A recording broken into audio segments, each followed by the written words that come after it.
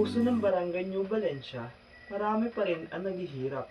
Araw-araw, isa itong laban para mabuhay. Pero paano kung may simpleng proyekto na kayang magbago ng lahat? Introducing Alagang Kabuhayan, isang sustainable livelihood project na nagbibigay ng pag-asa, pagkain at kita para sa ating komunidad. Sa ngayon, nasa 65% ng mga pamilya ang apektado sa poverty line. Karamihan dito ay umaasa sa extra o paminsang kita lang. May mga programa, oo, pero kadalasan nito ay panandalian lang. Kailangan natin ng solusyon na simple, abot kaya at pangmatagalan.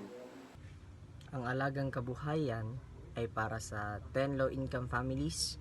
Bibigyan sila ng native na manok o kambing, feeds at materyales para sa kakulangan. So, may kasama itong training at gabay. Ang mga training at gabay ay para matutunan nila kung paano alagaan ang mga hayop, kumita mula sa itlog at karne, and also at gamitin ang waste bilang pataba.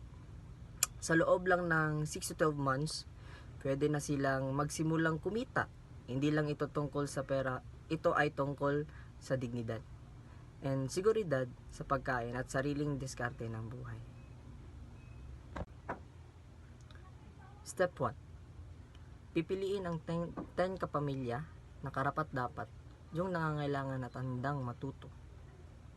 Next, bibigyan sila ng starter kit, hayop, feeds at panggawa ng kulungan. And ang susunod naman, susunod yung training.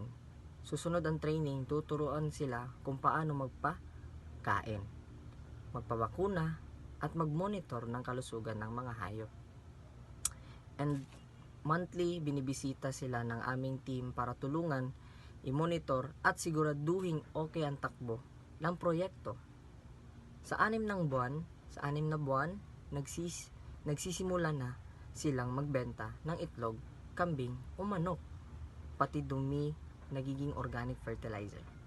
Bawat cycle, pwedeng kumita ng 9,000 to 15,000 ang bawat pamilya.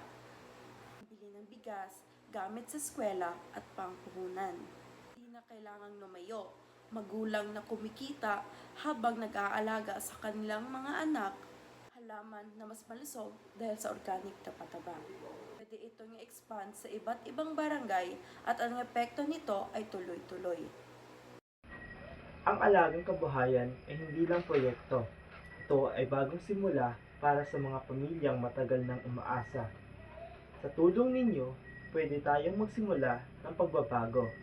Sama-sama tayong aangat, susuportahan natin ang Alagang Kabuhayan. Sama-samang umunlad, sama-samang tumubo.